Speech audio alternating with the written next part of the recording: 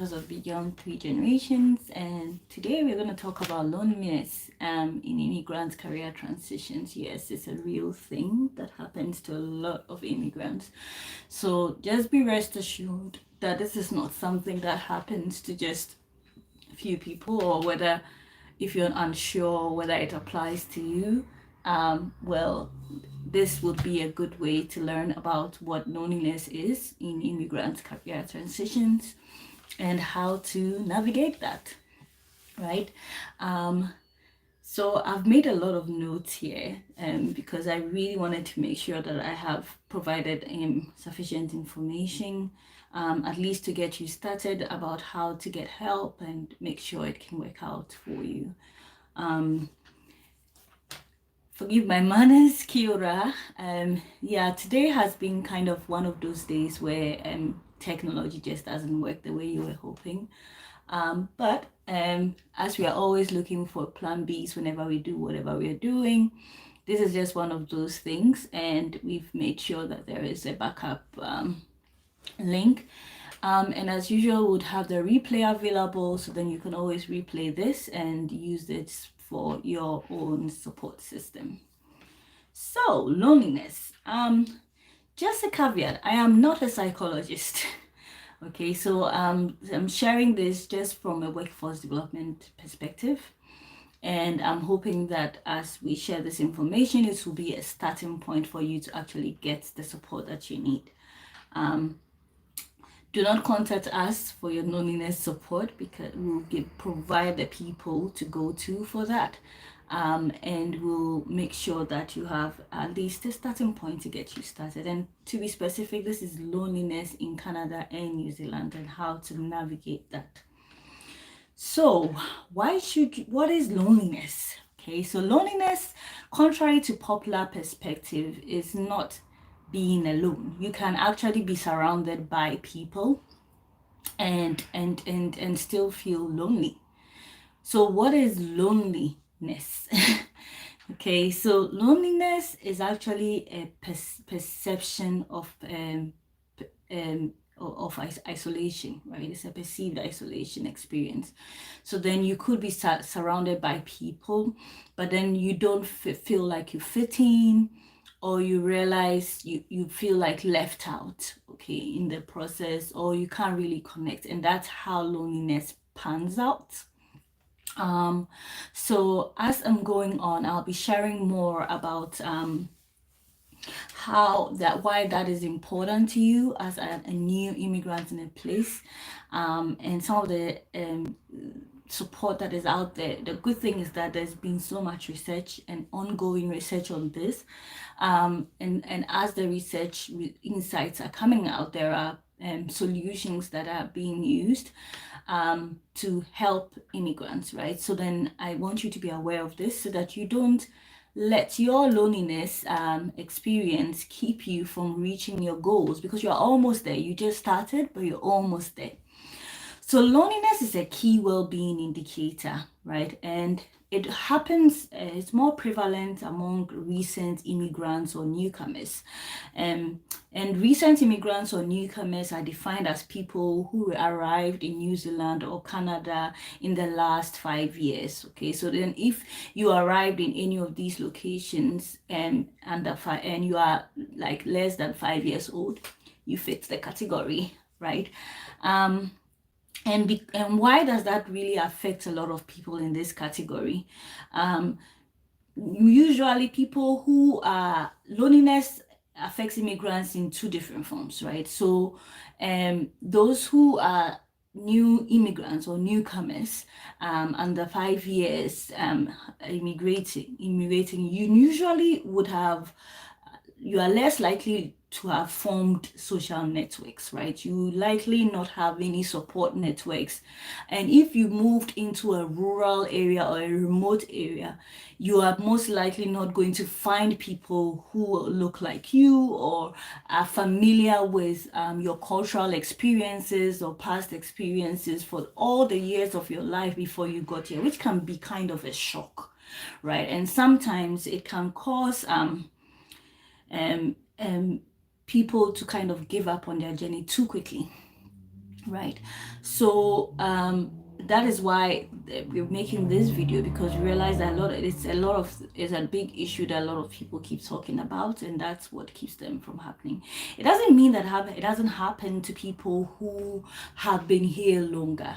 Actually, and research from Stats Canada as well has shown that people who have been lived in Canada or New Zealand for longer than the 5 years have faced a different kind of loneliness. So then when you are under 5 years of immigrating, you just have the shock of, oh, how do I fit into this new place? Everything is too new for me to, and too unfamiliar for me to feel like I'm fitting.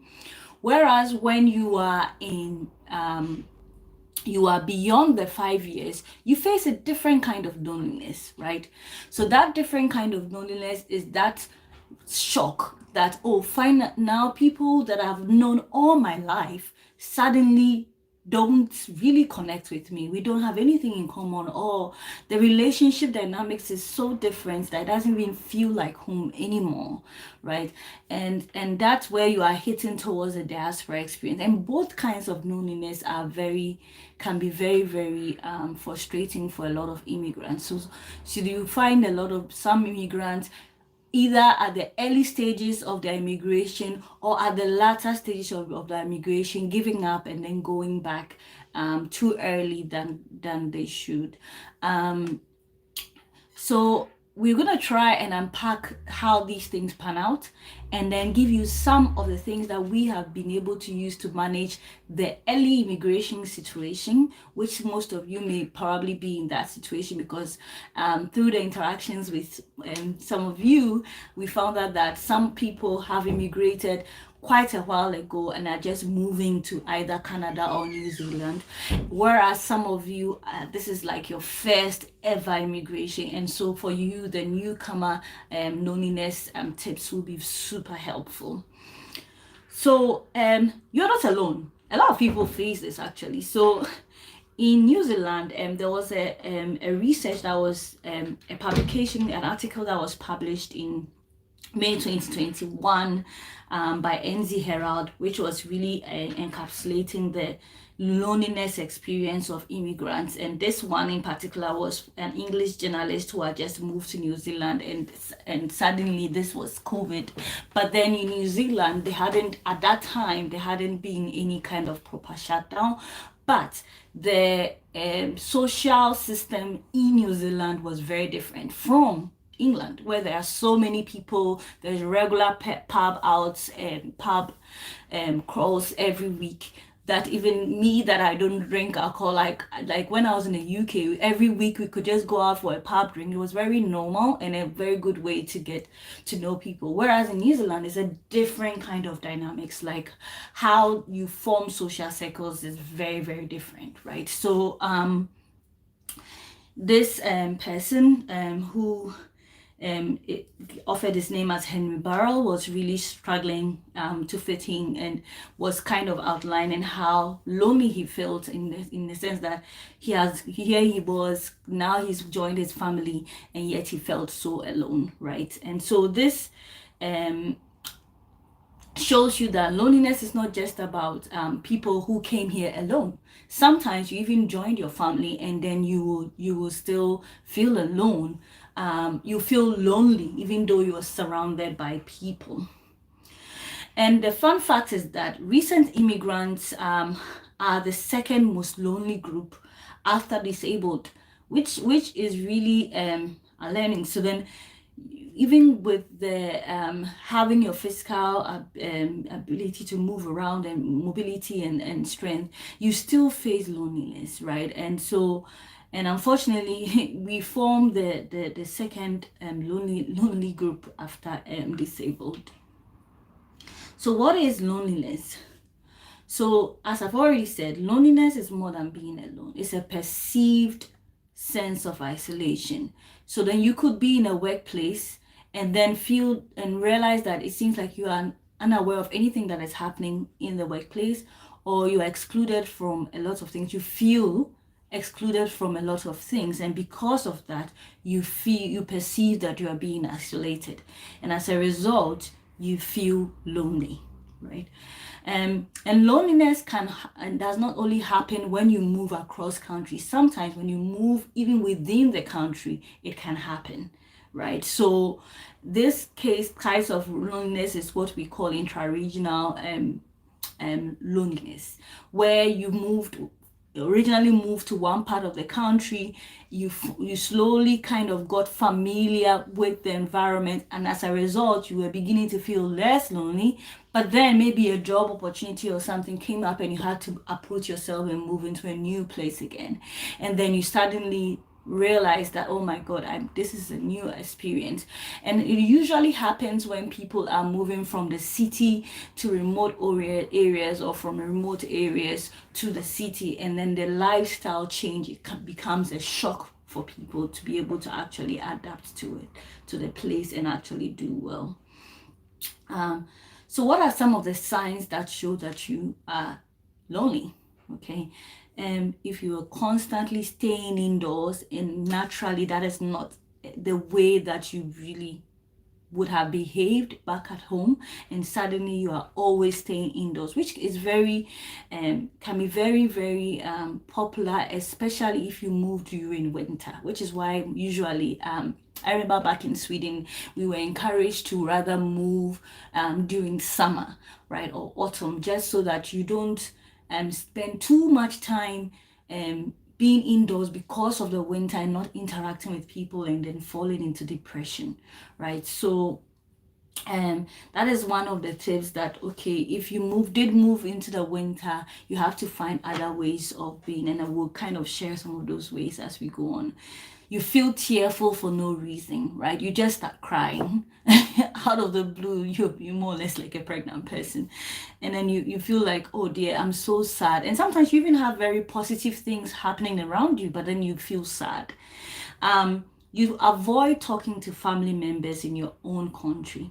Now, this happens a lot to a lot of immigrants, because usually when you move into a new country, you seldom move into a role that matches your skill, right?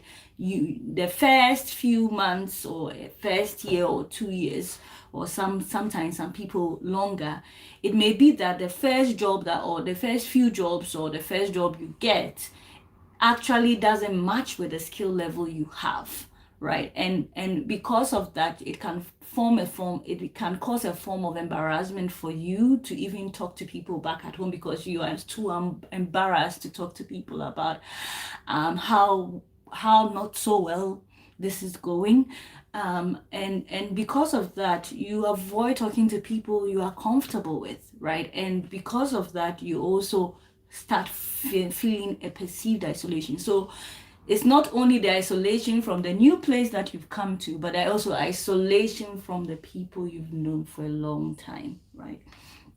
And another thing is drifting apart from your friends. You become resentful towards the people who are indigenous to the place. So then, let's say for instance, you came in, you realize I have more skills or experience than maybe some of the Indians, but then things are really falling in line with them. For instance, they get some of them are getting better job opportunities than yourself, even though you are working so hard and doing so much more to show oh, thanks Jenna for thinking, to show that, look, I can really do this job. And sometimes they'll use a flimsy excuse, like maybe Canadian experience or New Zealand experience, or something that is sometimes doesn't have anything to do with compliance. And sometimes they'll probably use experience that, oh, you should have worked in New Zealand for like 10 years to get that experience. And honestly, it can be very heartbreaking, right, when you go through those things. And at some point it builds some form of resentfulness, right? And because you're human, you're not a machine. And sometimes people who are not used to working with cross cultures or immigrants will perceive your resentfulness as that you are not grateful enough, or you are not being able to adapt quickly. But anyone who has had significant experience with immigration will probably notice that, oh, this person is really struggling with fitting in, and probably what he or she really needs is rather direction on how to progress, or maybe have a pathway on how to progress. And this becomes this case, for instance, is very prevalent because in most workplaces that are not used to understanding that some immigrants are so new to the work culture that they probably don't know about any 90-day progression pathway or anything, right? So, and some people take advantage of that to not give people the performance review process that they need to be able to progress well in their career, right? And so when you realize that you're doing all the work and you're doing everything that you think you're doing, everything that should be done, and then you go to the performance review and people just say, oh, like we think you're doing a good job, but then we don't think we need to promote you and things like that. Sometimes it can be heartbreaking and it can build some resentfulness, right? So I'll talk about some of the ways that you can navigate that, but shortly. But then we'll go on to other things. Sometimes, to the way loneliness shows itself is when you keep yourself away from breaks. So then, like in New Zealand and even in Sweden and Canada, we have some breaks that come in the day, like 10 o'clock tea times and things like that. And these breaks are meant to be ways to socialize with other people. The problem is sometimes you feel that you will come off as you want to be so self-conscious, you don't want to be judged, and or you're not even sure how to start a conversation, or you feel like it's so superficial, the conversations that happen, that you may start isolating yourself from those breaks. So then, even though you're surrounded by workmates, you can't feel lonely when those things happen, right? And when loneliness prolongs, so loneliness, sometimes feeling alone for a short period of time, that's not what we are talking about. But when it becomes a prolonged thing, like 4 months, 5 months, 6 months, you are feeling this form of loneliness, it can be very detrimental, right? And so at that point, you start doubting, why did I relocate? Maybe I should go somewhere else. Maybe it's not the best decision for me that I moved here. And sometimes when these things happen, it makes you give up on your journey, so without even going back to anything better, right? And so just know that this is a common thing that a lot of immigrants go through, and knowing how to be resilient through them, and it will be a great way for you to actually do very well. The other thing is out of office socialization. So like a friend knew who was struggling to even find any out of office socialization in New Zealand, right? Was a typical example where it's like, I go to work, I see these people, but when I close from work, I don't hear from them. And it's more or less like we don't know any ourselves beyond hello, hi, or kia ora in the office, right? And that too can lead to loneliness. The other thing is becoming sad even when great things happen. And for people who are not immigrants, this will sound very awkward, and sometimes they will be perceived as ingratitude. But the reality is that it's not that you're ungrateful, it's just that you wish you could share the good news with someone, but you have no one to share it with, right? And it can create that form of loneliness in you, to the point that you are even sad that you are like, oh, I went through all the hassle to get this, and there's no one to celebrate it with. And that is why sometimes when you see someone, a lot of immigrants now leverage social media sometimes to try and manage this, but it's not really a way to really manage it. It's just a band-aid, by sharing too much how they're progressing or not progressing. And that oversharing, that happens a lot for a lot of immigrants in the social media space. Is actually a cry of loneliness, and a way to deal with it is what we'll be talking about very soon. And sometimes too, you plunge yourselves into overworking, right? Because you feel like, if I work so hard, I'll be just too tired to think about the pain that I'm feeling, because loneliness can actually create an emotional pain. And that is what people misunderstand. They think that, oh, it's just a feeling. Sometimes it can create an emotional pain when it's prolonged, right? And so that prolonged experience of pain, you try and numb that pain with overworking, right? And overworking isn't healthy, right? So then you see the loneliness bridging into other things that are not very good for you. So now that we've talked about the one stuff, like how bad this thing can get, I'm going to talk about why you should care and do something about it now, not later, now. Like if you're listening to me and you are finding these signs somewhere in yourself, in your current immigrant career situation, take charge now, because you have all the power in you to do this, and you will not be the first to overcome loneliness. A lot of immigrants, a lot of us have been able to do it, and so these are just quick tips to help you get there. And so why should you care? Why should you get up now and do something? Okay, let this, and not let this take over you. For remember that this is just a perception that you are being isolated. It may not be that you are being isolated, right? So you have to kind of challenge that perception, right? And if you don't, it can trigger a fight, a flight, or a freeze response. And some of these fight, flight, or freeze responses can be through your communication. It can be through how often you put yourself out there for things that you qualify for, or even for projects that you can actually do very well. You become so numb, right, to actually wanting to do more and wanting to really achieve your goals, which is why you moved. You wanted a better life, right? And that is why you moved. And this loneliness thing can easily sway you from those goals, right? So if you don't do something about it, which is why I'm telling you, get up and let's fix this, is that it can disrupt your hormones and sleep, right? So you start realizing I'm being underutilized. I'm not excited about being here anymore, and you just start having all kind of nightmares that you shouldn't be having. You can't even sleep well because of this whole thing, because your hormones are all over the place. You get angry and sad for absolutely no good reason. You sit there and like, why? This thing is so simple.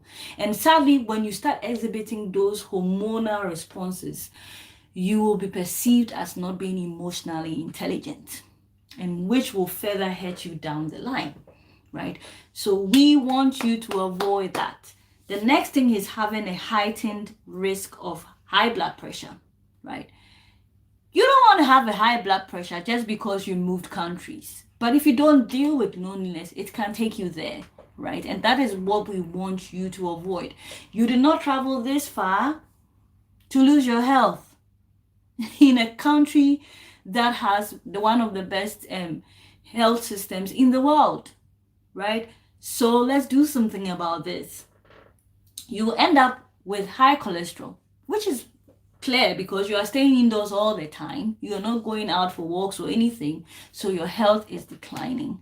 And we saw that a lot in the Ghanaian society, so that we had to have when I was in Guelph, the health people amongst us were very proactive and decided to come together, because some of them were senior than us and had to deal with loneliness for such a long time, and have now developed all sorts of health related disease, and didn't want that to be passed on to us, right? So they then shared their knowledge in addition to their medicine knowledge to educate us on ways to reduce our cholesterol, to reduce our blood pressure, because you're staying indoors all the time, you're not engaging with people, you are sad all the time, you are bitter, you are angry. That is not you. That is not you. It's just you letting loneliness win, right? Another thing is heart disease. Why will you come all the way from Ghana to die of a heart attack? Because you feel lonely. It's not worth it. It's definitely not worth it. And so even though you feel terrible, because I've been there, I'm always battling with this thing, let's get up and fight it. Okay, it's not something that is real. It's a perception, and although it feels very, very real to you, it's just a perception. That's it. And until we change that mindset, right, with the right support systems, this thing can become a prolonged thing, and that is what we are trying to avoid here. So what can help? So in New Zealand, we have loneliness.org.nz, loneliness.org.nz, and they have a variety of services, right? So then they have a service for when you relocate to New Zealand for the first time, and when you have to relocate to another part of New Zealand or outside New Zealand for a while, and you have to deal with all these kind of loneliness things, and they give you all kind of resources and material to support you. Another system that really helps is the employer assistance program. Most organizations ask your HR, they'll tell you that they'll usually have an employer assistance program. And these employer assistance programs sometimes come with support with well-being, right? So well-being support.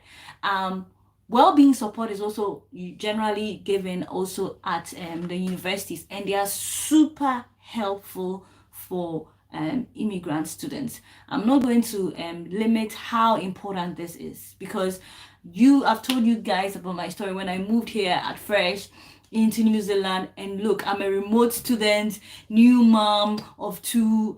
It was just so much moving from COVID and everything, and it became overwhelming, right? But with a well-being team well-being support that I got from Lincoln University, I was able to manage that better, right? The only reason why it looks as if things are going well, my supervisors will tell you, Vic is not always going well emotionally, but she will go well with her work eventually, because I'm getting the support and realizing, oh, these are the tools I should use. And when I realize, I can now spot when things are happening, I go like, okay, this is what is happening. This is not real. Okay, time to disassociate. No, time to associate myself, time to make myself happy. At first, I'll just wait and let it happen to me, and then I can't handle it, and then I lose a lot of opportunities, right? But then now, with the well-being support and the tools that I've gotten from there, I just learned over time how to handle those things and let go of certain things and not hold them, right? And not hold them and let it keep me from actually reaching my goals. And then learning to actually fall in love with a new place, because look, like it or not, if the situation we're in, if it was so good, you wouldn't have left. That's the reality. Because you wanted better. Sometimes it's not that even it was a bad experience, like you were poor. No, you were probably rich or things were going well, but then you wanted a new challenge. The new challenge is here. You are almost there, right? So don't let loneliness keep you from reaching that goal, right? So loneliness.org.nz is brilliant. Like, I don't know. And then the well-being support system, if you are in the university, please, I cannot, like, don't abuse the fees that you've paid. Use it. It's for you to be successful. The other thing that is really, really cool is the welcoming communities programs for recent immigrants, right? So those ones are managed by your local government. So your local government is a city council, regional councils. Those ones are your local government, right? And that's the beautiful thing about Canada and New Zealand. Every city, rural area has one, right? Everyone has one. So you have to just find out from them whether they have a welcoming communities program. And it's a great way for you to interact with people, talk to people, relate more to people, so that you can build back the confidence that, oh, I actually belong, right? And you remember one of the articles that I posted about fight or flight communication. That was what I meant, that sometimes until you talk to someone and you talk to people and relate with people, you will really, really underestimate how equal you are and how well you fit in a place. You will really underestimate that, and that will make you feel lonely, right? But when you expose yourself little by little, just with a hello, start with a hello and how are you, you start realizing, this person is not so different from me. Fine, they look different or they sound different from me, but they are just people. Okay, it's fine. You meet some people who are not so nice. It's the same. Right back in where you're coming from. Was everybody nice? No. So in the new place that you are in, you also meet people who are not nice. Don't let that get to you or make you lose your focus.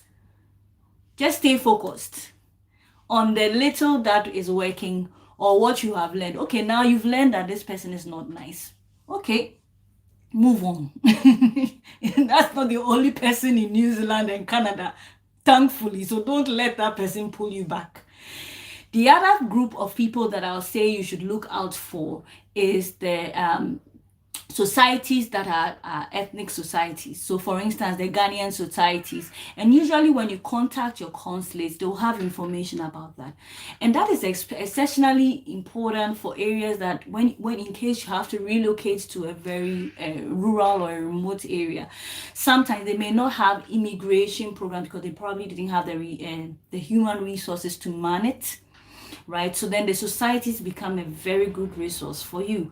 You know, sometimes it's not just about meeting people. You just want to hear your own language, eat your own food, hear from other people, just hear other people too who are similarly experiencing some of the things that you're experiencing, right? And that's those ones, the ethnic societies do an awesome job at it. So in our case, for instance, the first place we moved to in New Zealand was in Rotorua, and unfortunately we had a smaller we were actually the only Ghanaian community in Rotorua at the time that we went there. I'm sure it has improved over time.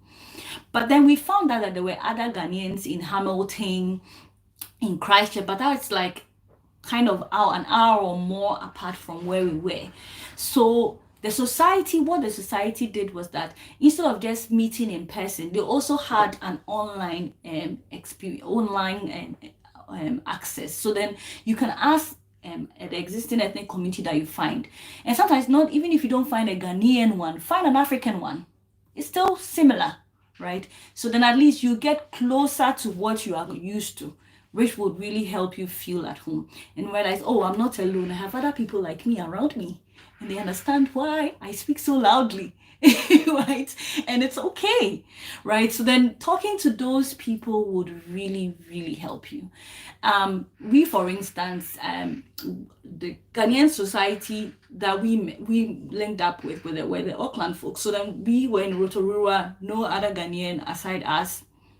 And when we really wanted to find some Ghanaian people so we can find Ghanaian food and all those stuff, like tricks and ways to do things, just speak a language, feel free to hear our names pronounced correctly. Those kind of things that will make you feel like, oh, okay, I'm not too far away from home. Those things we found through the Ghanaian society. So speak to your consulate to find out what societies are out there, and or even check on Facebook and you'd find some of your societies. And then when you find them, connect. Like, try intentionally push yourself out of the house or out from your comfort zone to join these communities and listen and talk and just interact.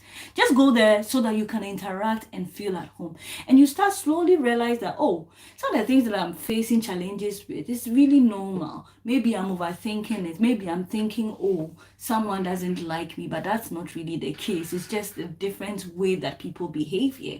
So then now I understand, oh, this is how people behave here. Like, for instance, back in Ghana, if you are 15 minutes late, it is normal, right? Whereas in Sweden, you have to be exactly on time. You can't be too early and you can't be too late, right? So I had to learn that. And at first I was like, why is everybody staring at me like I've killed someone? I'm here anyway. And I was like feeling, oh, is this something? So luckily a Kenyan friend of mine who had been in Sweden for longer than I have told me, oh, in Sweden you have to be exactly at this time. These are the only times that you can be 15 minutes late or 15 minutes early, and it's fine. But then every other time, this is the time that you must be, and you must always go for fikas, or else you'll be perceived as not wanting to socialize, right? And with that, just that bit of information, I was like, oh, so it's not that people don't like me because I'm black. It has nothing to do with that. They just don't like that I'm late, right? And that taught me that, okay, then I'll, because I know that I'll 15 minutes, I'll just change all my times to 15 minutes late, earlier, right? So that I can be on time to fit their time, and then we can interact, because whether I can or not, they are the majority of the place. It doesn't mean lose yourself, but then being 15 minutes, being on time to meet people, it's not going to kill you. It's actually going to help you relate well in the place and integrate into the place. And with time, I was then making friends, and I started to speak a bit of Swedish and figuring myself out, and I was really, really enjoying Sweden until my husband didn't want to learn Swedish. Sorry, Kwasi, I ousted you. But that was the situation. And with time I really fell in love with Sweden, even though a lot of people were like, oh no, I'm tired, I have to go. I can't be here. I just loved the place eventually. So what I'm learning is that and I thought that it had to be a language thing at that time. But eventually I'm realizing, and also from the statistics, that this is a very common thing, right? So finding out about societies to join is very helpful. And then we go to the workplace events. So two things. For every workplace has some things that they do as a social, right? So in UK, for instance, my workplace, we're always sharing cakes. It was a thing that they were doing. And so I realized I didn't know much about cakes from where I was coming from, but because my mom is not a baker, right? So, and cakes is not like a big thing, at least where I was living in Ghana, it wasn't like a big thing in Ghana, unless when it's a wedding, right? So finding out that cakes was such a big tradition in Leicestershire County Council, I had to start realizing, okay, I have to also get into cakes. Okay, I may not really know like the details of how to make a cake, but at least the different types of cake, and actually use this as an experimentation exercise to learn more about cakes, right? So I got into the habit of also getting new cakes for people and playing cakes games with people, and that was really, really helpful. Now, one thing I didn't do so well at that time was trying archery. Now, with the experience I have now, I would gladly do it, because now I realize that trying things you've never done before is really helpful. So in my current workplace, for instance, we had a game, a social. Of course, they'll not do ampe ludo or the things that I am familiar with. It's not their culture, right? I can introduce this as a social, but before I even try and introduce anything, I have to show interest and actually learn and to participate in things that is common to them. So they made me play like games that I've never played before. Like, fine, they do that. I've never played that. Back in Ghana, the only people I saw playing that were always in the pub. And if you're a woman, your parents don't want you to be in the pub and be seen as a woman who drinks all the time. Whereas here, it's a common thing for women to go in for a drink and a man to go for a drink, right? So that is like a normal game that is played like a normal game, like a board game or a ludo or something, right? Whereas here, if you say ludo, everybody will be looking at you. Oh, worry, everybody will just be looking at you like, what is this, right? So then I learned that, participating in these things, sometimes I sucked at the games, like, because I didn't know how to play them. But just participating was so much fun. Sometimes I would get so sad that I'm losing all the time. But then the fact that nobody was sacking me from the team and I was just being part of the team made me happy over time. And then with time, I was getting good at it and I was really enjoying the whole experience. So to get yourself out there, don't isolate yourself, because if you get involved in the social activities, you eventually get to know other people and then fall in love with them as well. And you start really understanding why they do the things they do, right? And also learning, okay, that is why me too. And you start introducing yourself to them. If you don't show interest in them, they can't show interest in you. The other thing about events that what if I have events and I would like to introduce them? It's a chance. So when you show interest in people, you can then offer, I would like us to try this game, right? And then you offer it. Some people will be like, no, I'm never gonna do it or whatever. Don't let that get to you. Don't let that get to you. It's not that deep. If someone behaves that, they're like, okay, just try it for a moment, you like it, right? And then remember that for them too is a new cultural thing that they are also learning, right? And so when you offer these things to them, they will also feel like, oh, well, it's not too bad over time. Or they also lose a couple of times and they realize, oh, you're not too bad. You are also good at something that we don't know. And then there you go. You also feel like, oh, they also played my game. I'm beginning to feel like, oh, I don't only have to play those games when we are in a society, but I can actually play those games also when I join them in person, right? So then now you are slowly widening your social network from just the Ghanaian people you know to also the other people who are indigenous here, like the Pekias or the Maori people. Another thing is learning at least some of the basics of a language, like how are you? What are the like the basic things that they would like to say, like hello. You don't have to learn the whole language. Like start with the basic ones, right? And then like hello, how are you? This is my name. Basic things like that, right? And then build relationships through that. It may feel overwhelming in the beginning, but just learn little by little and just own that you don't know something, and it's normal. You can't, they just like they also don't know everything about you or your language or your culture. It is normal that you don't know everything about a language. A language is harder to learn when you're older, but at least make an effort to learn the beginning parts, and then slowly you start realizing that you are getting used to or saying certain things off the hook, right? Like imahimi or kapai, like saying that's great. It will start coming naturally over time. It doesn't mean you'll be like an avid new language speaker unless you are very naturally good at languages. But at least showing interest in other people's cultures also allows them to also show interest in yours. And even if they don't show interest, because you showed interest, it also gives you the confidence to also share a bit more about yourself. However, be patient with yourself. The other thing I'll say is that be patient with yourself, okay, and embrace the fact that look, I did this. I traveled this far to this new place, and I'm actually rocking it. Celebrate it. If you sucked at something, celebrate it for that week. It will do you a whole lot of good. Okay. Don't isolate yourself, as tempting as sometimes it may feel. Like maybe if someone knows things that you didn't know and you are like, oh, why didn't they just tell me, right? And you start realizing that, oh, certain things you don't know.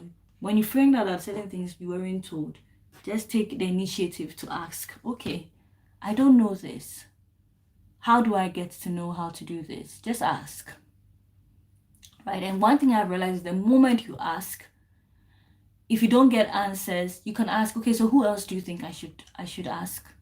And then you keep asking and you find the answers you need.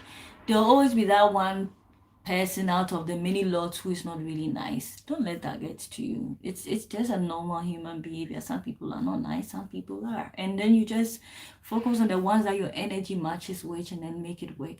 Sometimes you have no choice. You have to work with this not so nice person consistently. If it is not toxic and it's manageable, don't let that get to you. But if it gets too toxic, you have to try and see if you can leverage the employee assistance program or resort to your society to really be careful, like find out like whether you are in a toxic situation, just to second guess your thoughts a little. Just to be absolutely sure you are not in a very you're in a space that you are not healthy. And if you sometimes feel like you have to withdraw just to assess the situation and then make a decision, you have the right to do that. You don't have to power through. Being resilient doesn't mean powering through even when you simply just don't have the mental capacity to be able to do it. It sometimes also means being vulnerable enough to accept that, you know what, I'm not really feeling comfortable in this space. I just need a break just to find myself. So some places, like for instance in ag research, they offer well-being off days, and that is really cool. Or some days that you can work from home. So those times are times that you can take advantage of that to be able to withdraw and really kind of assess the situation and really understand, oh, this is what they really mean. They don't mean bad. And this is what they actually mean. And then you find a way through that. Slowly, you start realizing that a lot of things that makes you feel like, oh, I'm being isolated, may not really be that you are being isolated. And then there are cases where it is true. You are being really, really bullied. But being able to step away and assess the situation and everything with a third party allows you to do things right. Do not resort to going to your immediate manager for these things. And the reason why I'm saying this is that your manager is there to manage your performance, not necessarily to manage your emotions. Not every manager will be able to do that, right? So don't make that your manager's responsibility. Not everyone has the capacity to be that empathetic, or will find that overwhelming because, well, they were not hired to be psychologists, they were hired to be managers, right? So how you're supposed to manage that is to find out from each HR what the employee assistance program is to be able to manage your well-being. Don't give any details at that point because you are still figuring out what exactly you are looking at. You're not quite sure. So you don't really want to just quickly assess that someone is bad or good poorly, because you may be wrong, right? Just it may be that you are just going through loneliness and you are not managing it properly, right? And sometimes it may be that you are being abused and it happens. But to be able to make sure that you are thinking correctly and manage all that properly, you speak to each other, oh, I need something for well-being, just not well-being because I can't do my job, but well-being because I just need to be able to assimilate better into this new environment. And they'll offer you what service they have. And it will be a great way for you to be able to learn more about how tools that you can use. Another thing that I'm realizing, it's not very common here in New Zealand, but it exists in big organizations here. But it's very, very common in the UK. Was very, very common in the UK was having ethnic groups within workplaces. So one thing I would say is that when you go to a new place and you find that something doesn't exist, and you realize that no, this is something that can really help other people like you, because you're realizing, oh, if we did this would have been a simple solution to really help people out so that they don't feel the way I'm feeling. Suggest it and try it, right? For instance, in UK, even though when I went there was a black group and everything, I realized what I really needed, because then I was very, very young, was a new status group that just says, okay, these are for people who have not worked a long time, or this is probably their first managerial position and they don't know how to manage, or first professional position, and it's a lot overwhelming for them because everybody seems to know what they are doing and we don't know what we are doing all the time. So how do we manage this? And realize that if we call it a young people's group, it wasn't really fitting, because there were people who were not necessarily youth by the definition, by the age definition that is out there, but then it is a new work experience for them because they transition careers and they are having similar struggles as people who were young by age as well. So then we called it a new status network, and we started working out some of the things we wanted to talk about and started sharing awareness in the organization about what it means to work with new status. And something that started like, oh, a group of 4 people who were like, look, frustrated, like, look, these people are not understanding us, and we decided that, okay, you know what, we're going to form a network so that we can form a community that will make us feel at home and start doing things so that other people will be aware of us and do things to support us. Really started becoming like a stable network, and actually became a very stable network by the time I was leaving, right? So those are some of the things you can think about. So if you get there and realize, oh, mothers are not really being understood in this organization, let your light bulb go on like ding and go like, okay, that means we may probably need a mothers network. And then maybe start like a simple WhatsApp group about mothers, right? So start a simple WhatsApp group and then start telling people, oh, it's just a way for mothers to socialize and get to know. And through that, you meet other people. Other people also get to meet you. You start interacting with people that are like-minded. You start realizing, oh, I can find the group I need right here. I don't need to go anywhere for it.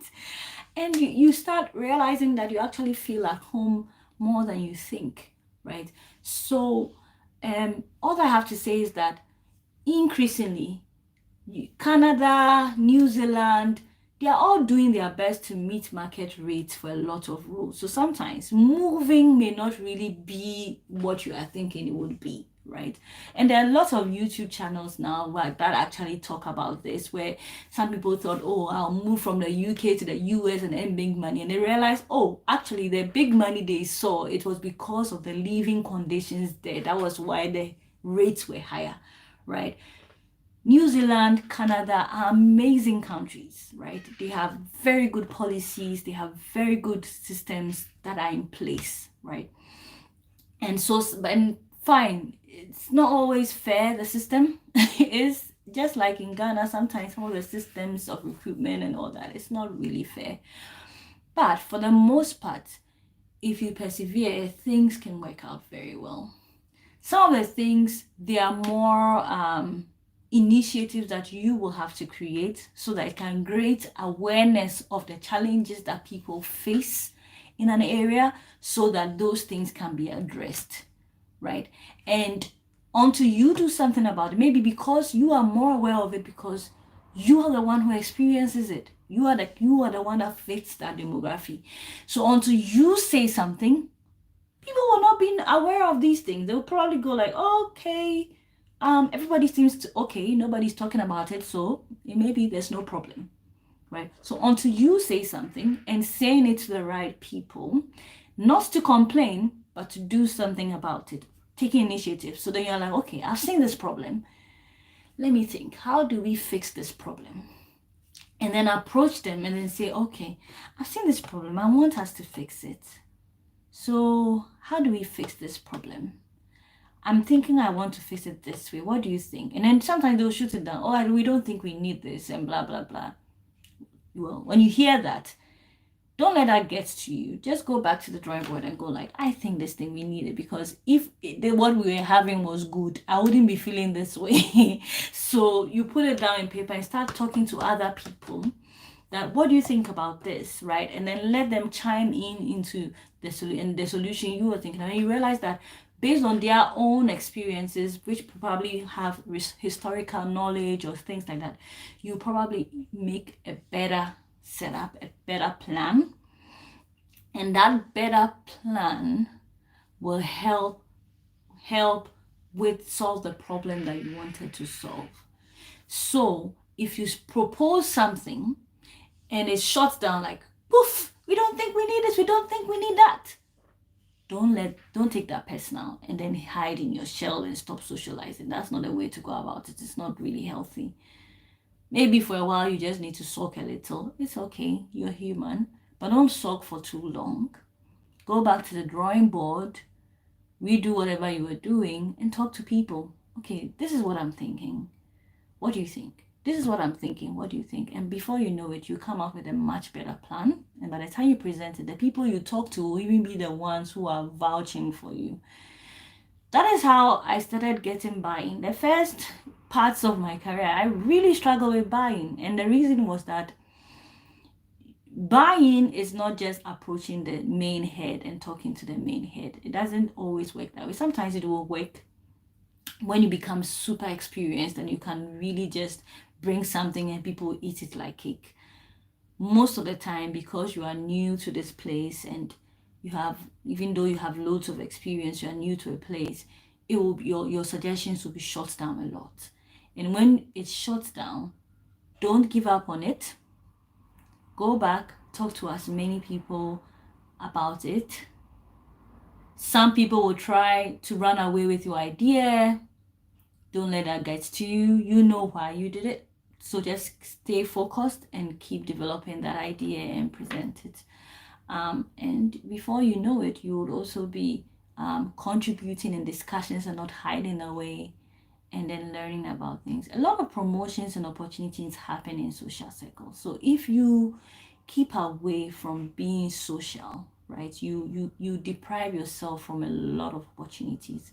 One place I forgot to talk about, which I learned from my planning class, was when you become a property owner, which will likely happen in your first 2 years or first 5 years, is to participate in the town council meetings. Don't just join the online ones. You find it's online, but then online will not allow you to interact with people. Just go into the actual town council meetings, get to meet people, speak to them, understand some of the things, volunteer in certain situations, just so that you can get to know what's happening in your community, and that will give you insight to some of the opportunities that are out there that you are not being aware of, you're not aware of.